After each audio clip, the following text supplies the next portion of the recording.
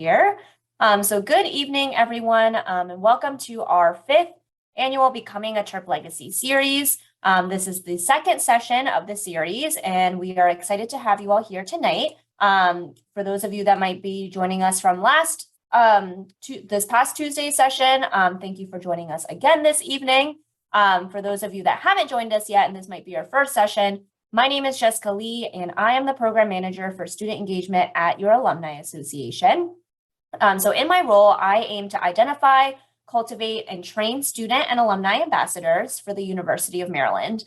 In addition, I work closely with our legacy student programming to put on events for our prospective and current Terps, such as this Becoming a Terp Legacy series. The Alumni Association helps you to connect and stay involved with the Terp community and campus. We help alumni advance personally and professionally while improving the success of the fellow Terps. We also help preserve Maryland tradition to boost your Terp pride and work to elevate the value of your degree, the reputation of your alma mater, and the greater good. So the university has over 40,000 students, nearly 30,000 of which are undergraduates. These undergraduate students study in 12 academic colleges representing over 90 different majors, have internships in Washington, D.C., Annapolis, Baltimore, and across the country and globe, and get involved across campus in over 800 student clubs and organizations. So we here at the Alumni Association also have our very own student ambassador program called the Student Alumni Leadership Council, otherwise known as SALC. And so this group of students inspires a sense of community between Terps across generations while instilling lifelong loyalty to our alma mater. So if you're curious to learn more about SALC or any of our student programming, please feel free to check out their website at salc.umd.edu or follow them on Instagram at umdsalc. So tonight, we will be hearing from Erin Ballard, Financial Aid Counselor in the Office of Financial Aid. And we hope that you will leave today's program with an understanding of what students and families need to know about financial aid, the process for applying for financial aid and any associated important deadlines, and the various types of financial aid available to incoming students. So before we begin tonight's presentation, I do want to reiterate a few housekeeping items. So if you have any questions throughout the presentation or after the presentation, please feel free to pose those questions using the Zoom Q&A feature. And following Erin's presentation, we'll be sure to answer any questions in the Q&A portion. So thank you all again for being here. And without further ado, let's begin by welcoming Erin. Thank you, Ms. Lee. Welcome you all tonight. I'm glad to be a part of this presentation. So my name is Erin Ballard. I'm Financial Aid Counselor at the University of Maryland. So let's begin.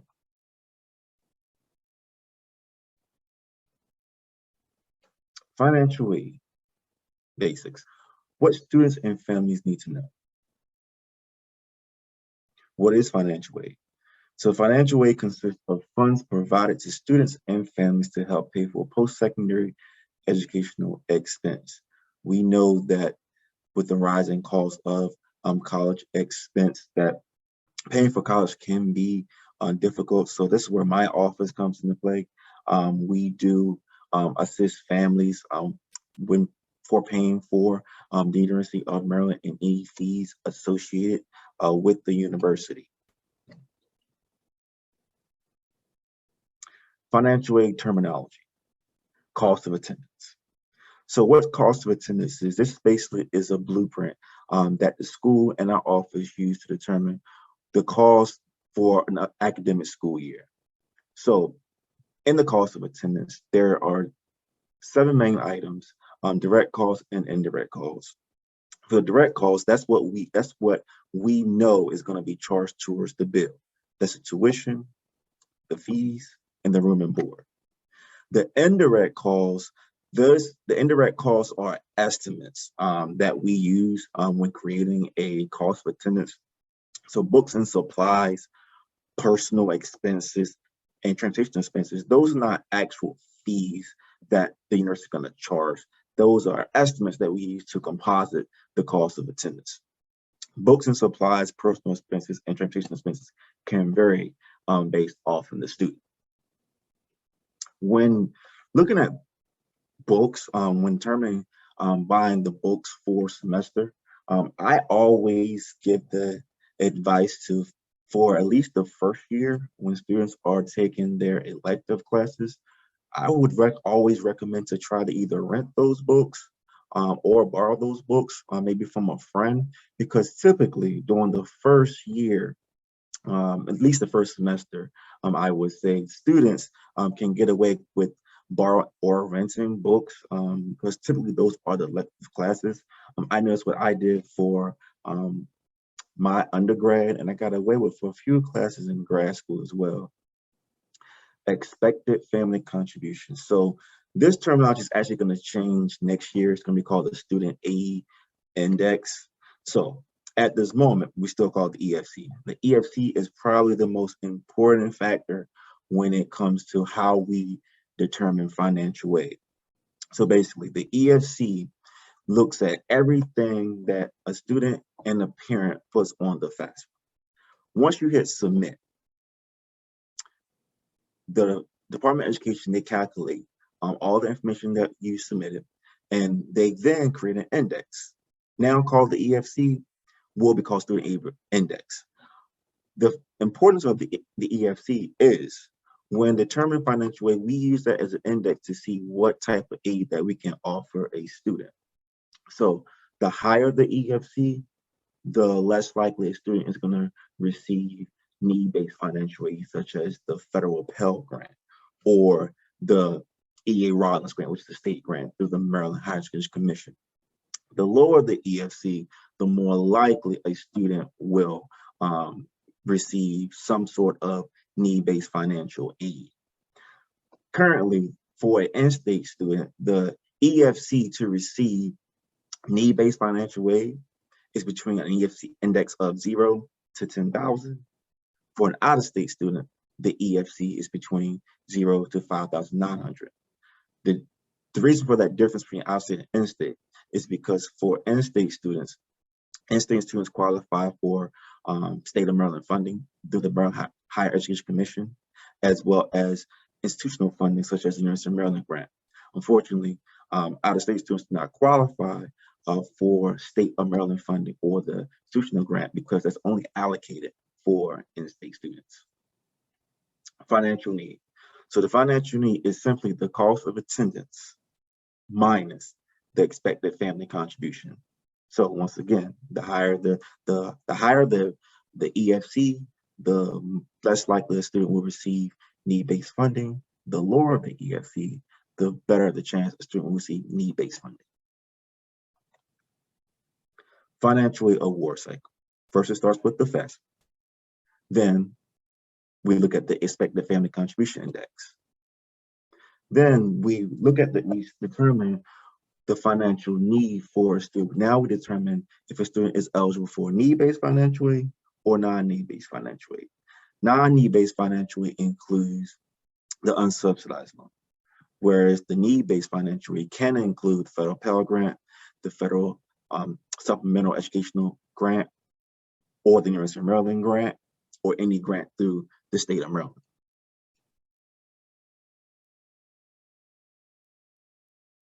Cost of attendance.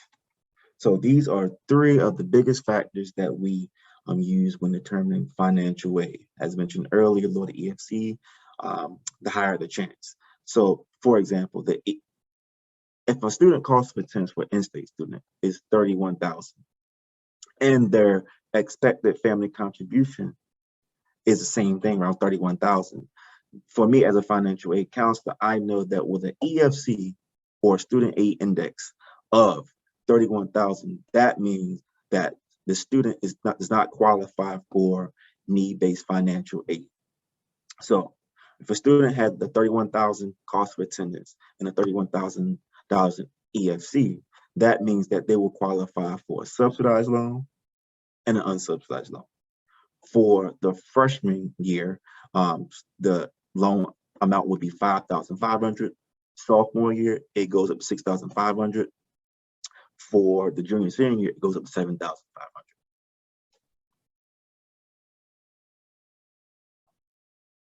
Financial aid process. So here at the University of Maryland, The most important tool that we use is student must complete the FAFSA. That's the first thing that we use is the FAFSA. Some schools use the combination of the FAFSA as well as the CSS profile. We are not using CSS profile here at Maryland, so we only use the FAFSA. That's the first step. So it's very important to know this date. The FAFSA every year opens up October 1st, every year. You have to go to studentaid.gov, and the student and parent will both need a FSA ID in order to complete the FAFSA, because the parent has to sign off on the FAFSA as well as put parental information. What the FAFSA is going to look at mostly is based off parents' tax information as well as W-2 forms. The most efficient and easiest way of doing the FAFSA is using the data retrieval tool. Basically, there's an option on the FAFSA that lets you link your tax information directly to the FAFSA. That's the most efficient way of doing the FAFSA because it's faster because we know it's coming directly from the IRS. Whereas if you input it manually, it takes a little while longer to complete the FAFSA, as well as some of the information may or may not be as accurate, and you may run the risk of being selected for federal verification, which I'll talk about a little later. It's important that on the FAFSA, students and parents must include the school code. Every school has their own specific school code. Our school code is 002103.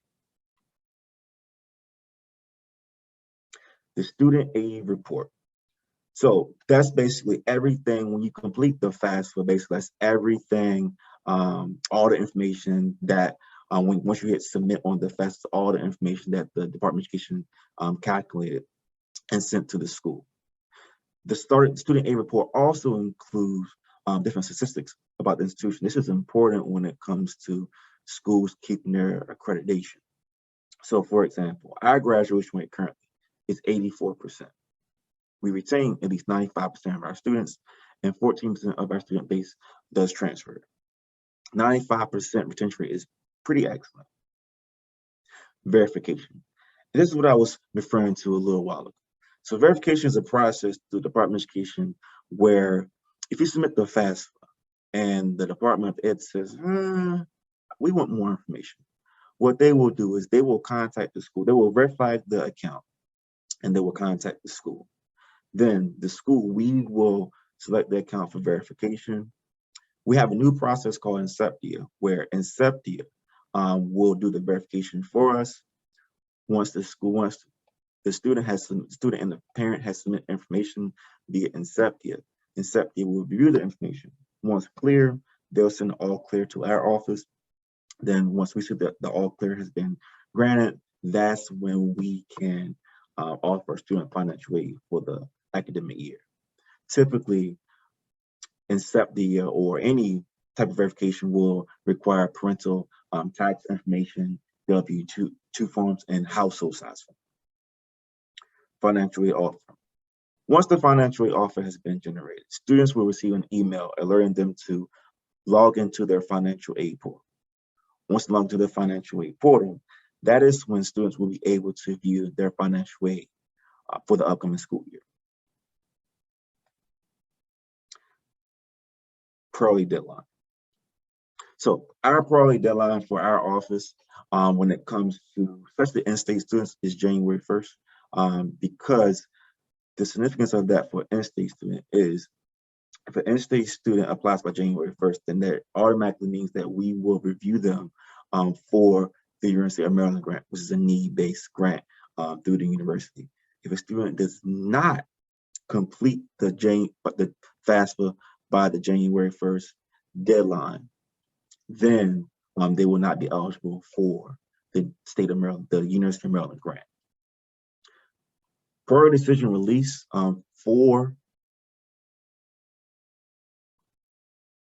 priority decision release usually goes out for admissions around late January. Then if a student is selected for verification, then we'll send out those emails starting in mid-February.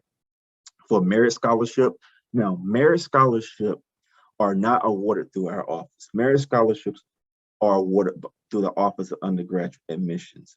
For our office, we strictly look at financial information, whereas for merit scholarship, that's based off an academic profile, and that's awarded through the Office of Undergraduate Admissions. Merit scholarship notifications typically go out early March. We release our financial aid offer typically by March 1st. And then students have until May 1st to confirm whether or not they want to attend the University of Maryland.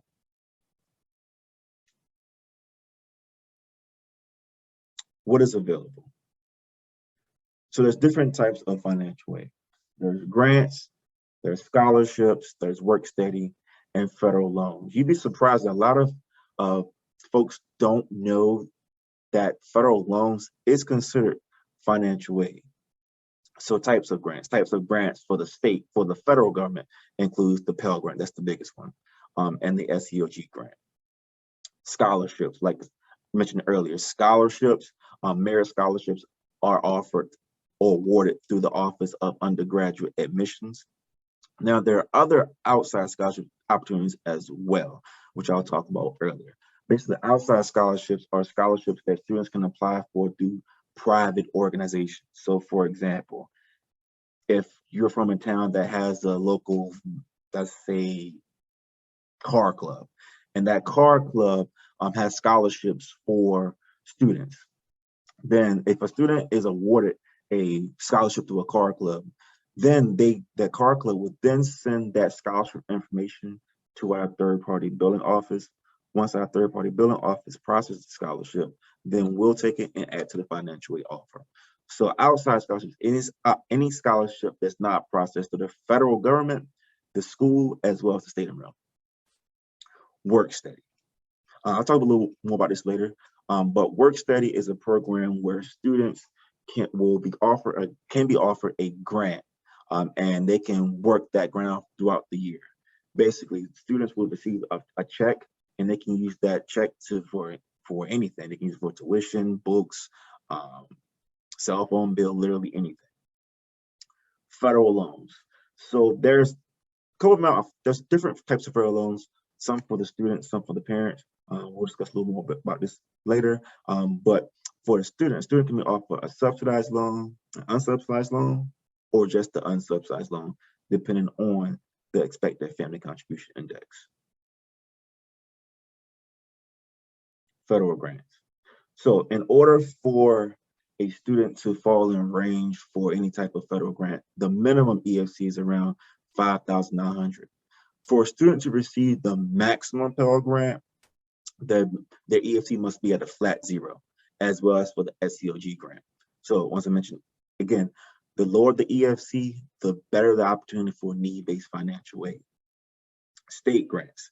Now, state grants are only offered to in-state students via the Maryland Higher Education Commission. One of the most popular grants that they offer is called the Rollins Educational Grant. We call it EA grant for short. Typically, students are awarded around $3,000. The Rollins Guaranteed Access Grant, that's the biggest grant through the state of Maryland. Basically, that's for the neediest students. So if a student is awarded the Guaranteed Access Grant, that pretty much covers most of the expenses for the academic year. The legislative grants. So legislative grants can be awarded through the Maryland Higher Education Commission directly, or it can be awarded through the legislative office as well. So those can vary.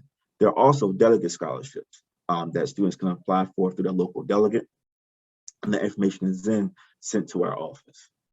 The University of Maryland grant. So the University of Maryland grant is offered through our office as part of the university, where students can receive, if their EFC falls in the range between 0 to 10,000, then students can receive a possibility of $4,000, $5,000, and $6,000 in the University of Maryland grant.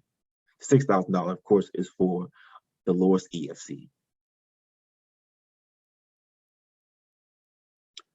Work study. So work study, of course, is based off of the FAFSA. So if students demonstrate need, then it's a good chance that student will be offered the work study. Basically, a student can work throughout the year. Now, they have to find a job on campus that is through the federal work study program. On our website, we have guidance where students can apply for jobs throughout the campus within that work study program. Students can work up to 20 hours a week. Sometimes if a student is able to their job, maybe work through the winter course as well as the summer, typically those hours may increase, but through the school year, they can work up to 20 hours. The award amount does vary per school. This year for our university, the award amount is $3,000, but that can change each year.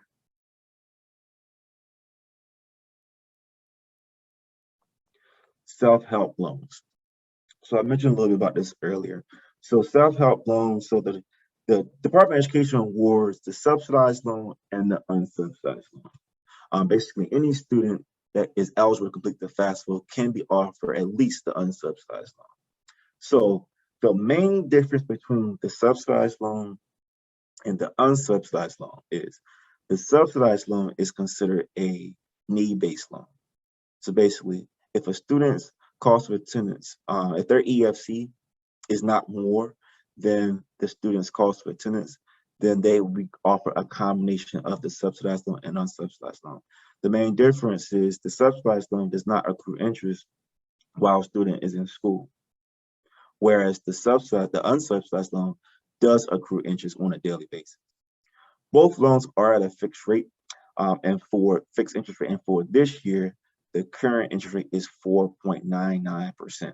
So keep in mind the main difference: subsidized loan does not accrue interest while students enroll in school, whereas the unsubsidized loan does accrue interest while a student's enrolled.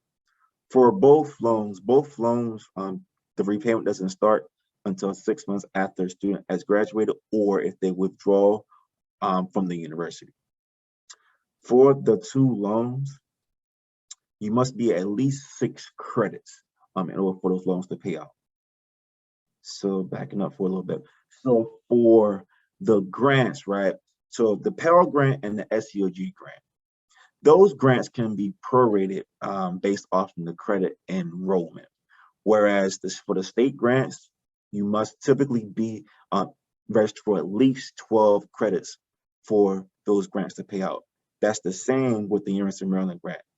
State grant and the institutional grant, typically you have to be at full-time status. And the full-time status enrollment is 12 credits. Whereas for the two loans, you can be at 6 credits and they still pay out. That's half-time. So the Parent Plus loan.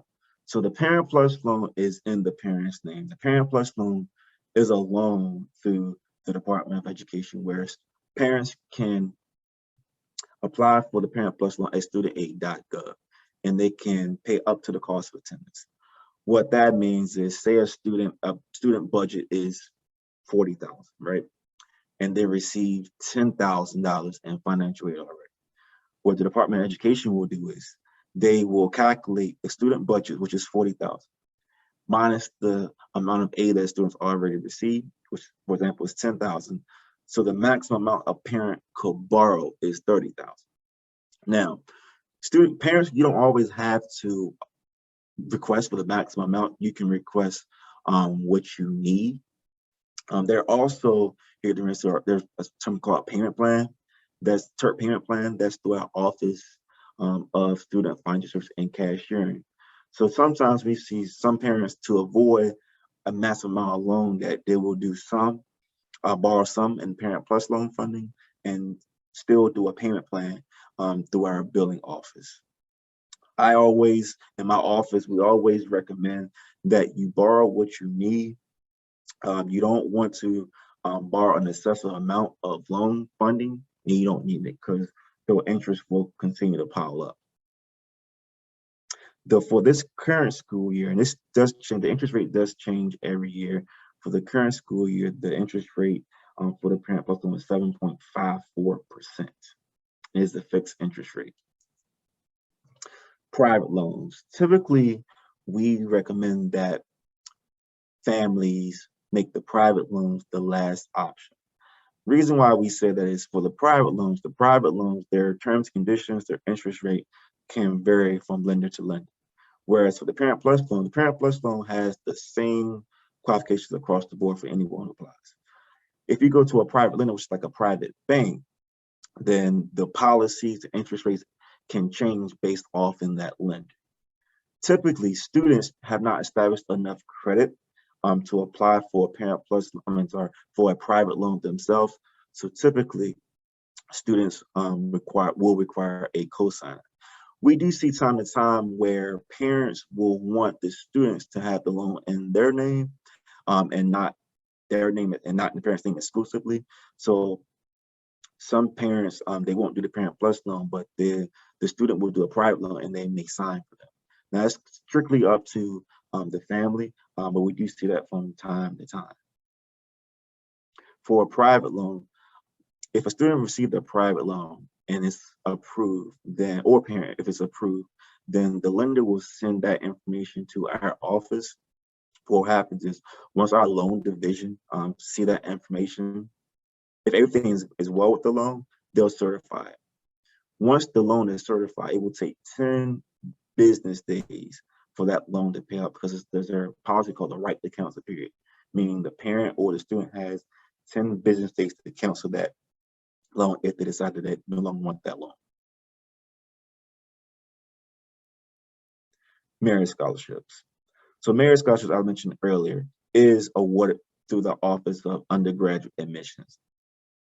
To be eligible for a merit scholarship, students must submit their admissions application by November 1st. So if a student submits their application by November 1st, then they're automatically reviewed for merit scholarships. The merit scholarship year by year is very, very competitive.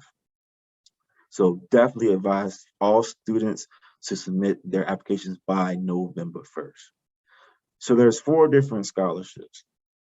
There's a Dean Scholarship, the President's Scholarship.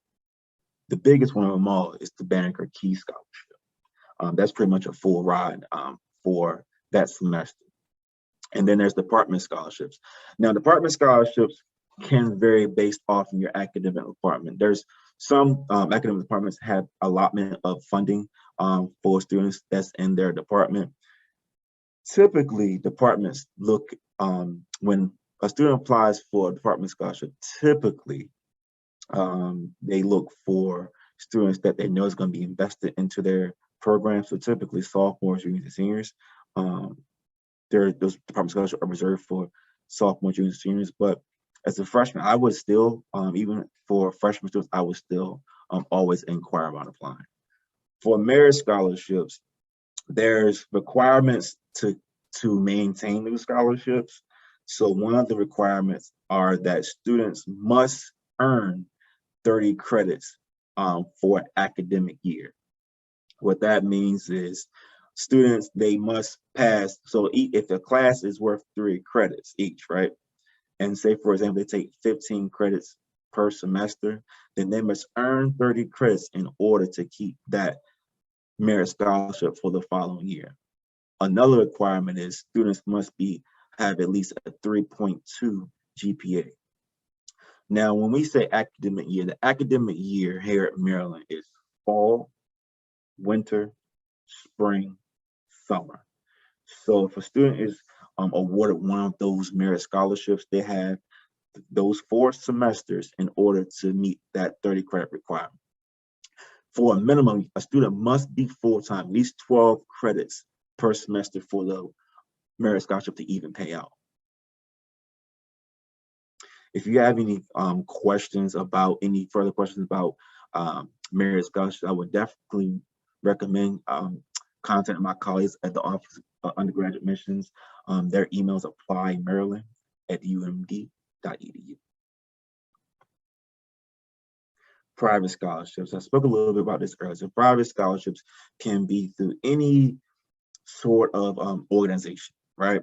So private scholarships can vary based off the organization. Each organization would have their own application. They would have their own policies, procedures based off the organization. I know when I was an undergrad student, I did apply for private scholarship and I was awarded various private scholarships. So I definitely recommend students to apply for private scholarships. You'd be surprised how much money is that I've heard over the years as a student and as a professional, that students organizations has scholarships available and no one even applied. So definitely apply for private scholarship. I have a list of scholarship databases that I'm gonna show you in a few. So private scholarship database. So private scholarship databases are databases where scholarships that each database, basically, if a student creates a profile, then the database itself will match the scholarships based on what the student has put on their profile. The one I want to talk to you about the most is actually not on here. It's Scholarship Universe. So Scholarship Universe is through my office. We launched that last year. So basically, if you go to our website, which is www.financialaid.umd.edu, basically, once a student has received their UMD credentials, they can log into Scholarship Universe, create a profile, and then our algorithm will match scholarships to the student based off of what they put on their profile. So the biggest scholarship database that's out pretty much is fastweb.com. I use that as an undergrad student. Then I was awarded scholarship through fastweb.com. Some of the other private scholarship databases include finaid.org, scholarships.com, bigfuture.collegeboard.org, collegenet.com, and UGO.com. Another source that we have through our university, it's called the National Scholarship Office.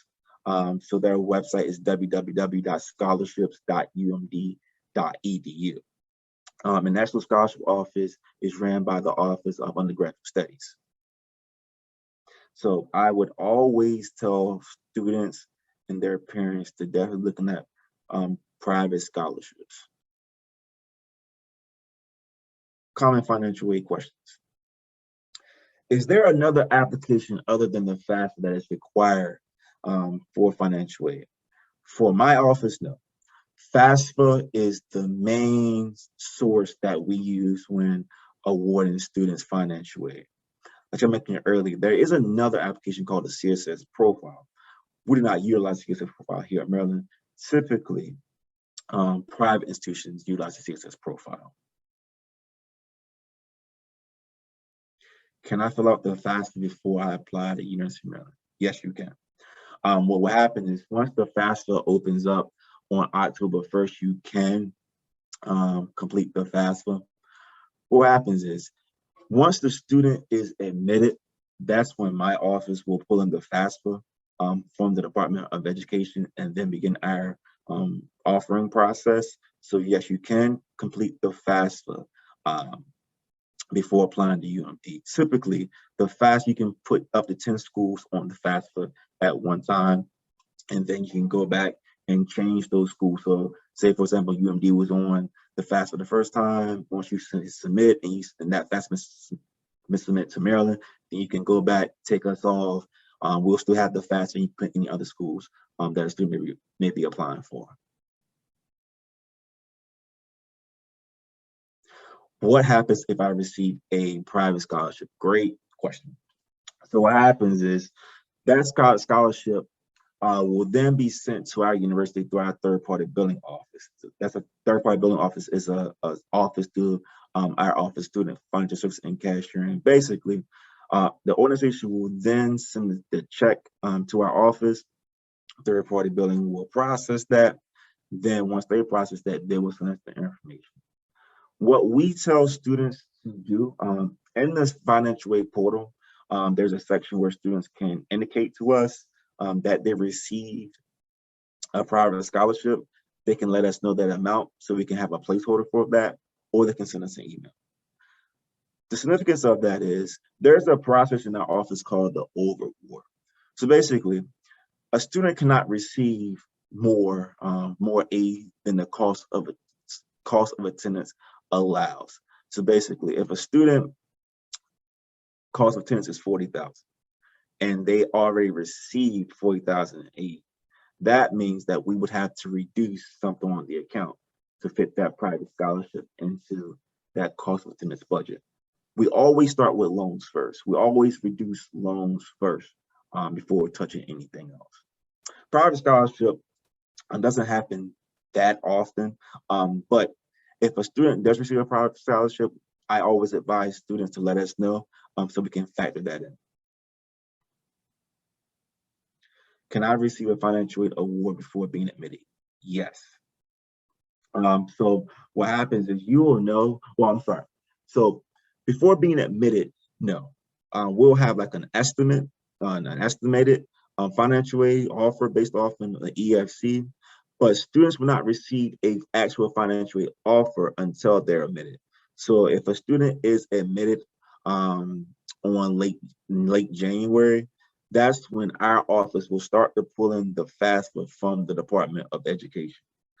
We do not award students until we can see that they've been admitted.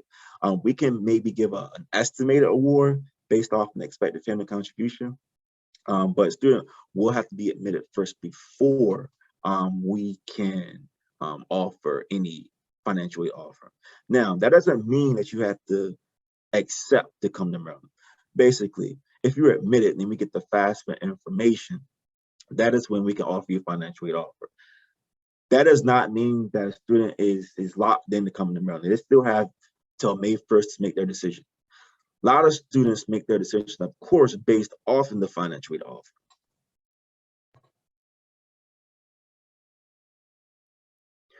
My financial income status has changed from last year. So we do hear this from time to time, especially since COVID.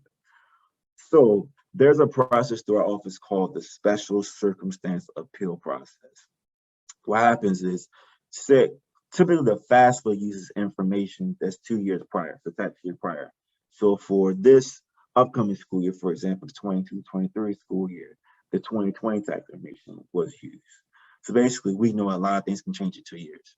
So if a family situation has changed within those 2 years, basically a student or parent can request to do a special circumstance appeal, and then what we will need is we will collect the most updated tax information and see if that makes a difference. What happens is the goal of the appeal is to have the expected family contribution index drop into need-based financial aid range. So the appeal does not guarantee additional financial aid. So what happens is, say an expected family contribution index is at 50,000. You submit an appeal, and the appeal is granted, but the EFC drops down to 15,000. Unfortunately, that means that a family is still not in need-based financial aid range.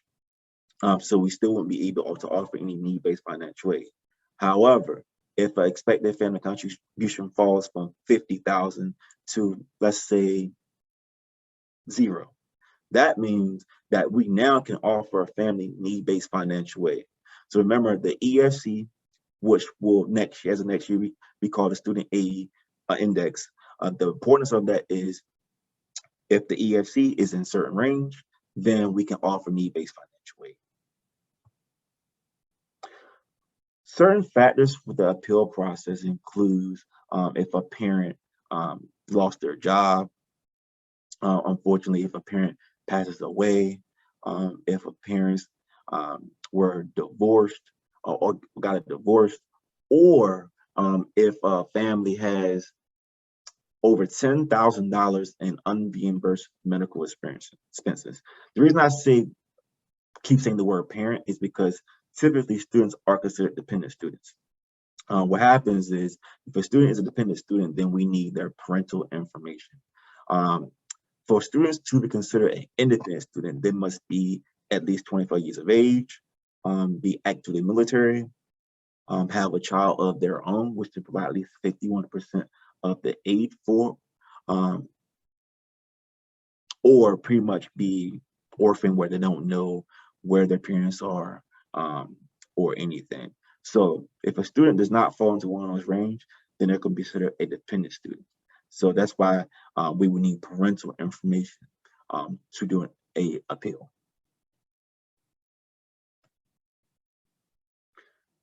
So this will conclude my part of the presentation. So we have both offices listed on our right here. So for my office, our number we're open Monday through Friday. Phone lines are open from 9 a.m. to 5 p.m. We have alternate hours from 8:30 to 4:30. And then my colleagues in the office of undergraduate admissions who actually share the same building. Their phone lines as well as open from 9 to 5, and their walk-in hours are from 9 a.m. to 5 p.m. I thank you all for listening to my presentation. If you have any questions, Ms. Lee. Great. Thank you so much, Aaron, for sharing some helpful information regarding the financial aid process for our prospective legacy Terps. So I do see two questions that have come up in the chat. So I'm going to go ahead and read those out loud. So our first question we have, so will outside scholarships deduct from any financial aid offered by the school, or will it be in addition to? It depends. Great question. Most likely it will not deduct.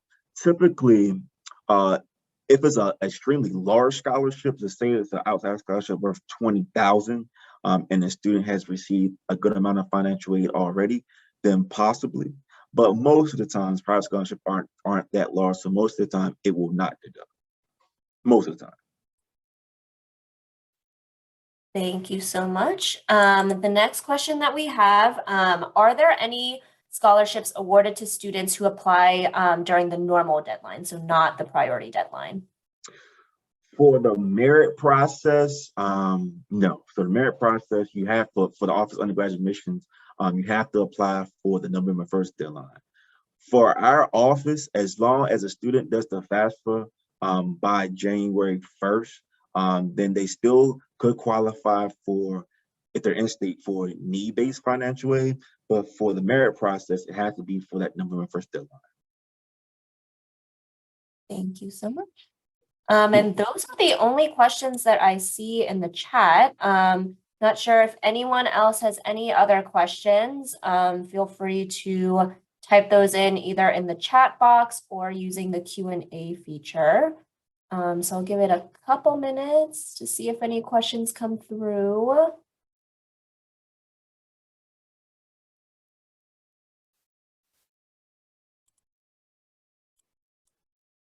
I mean, it's Friday Eve, so. It is. I It get is. it. And you had a very thorough presentation. So I think we might be good on questions. So last call, last call. All right. Well, then this concludes tonight's event. Thank you all so much for attending.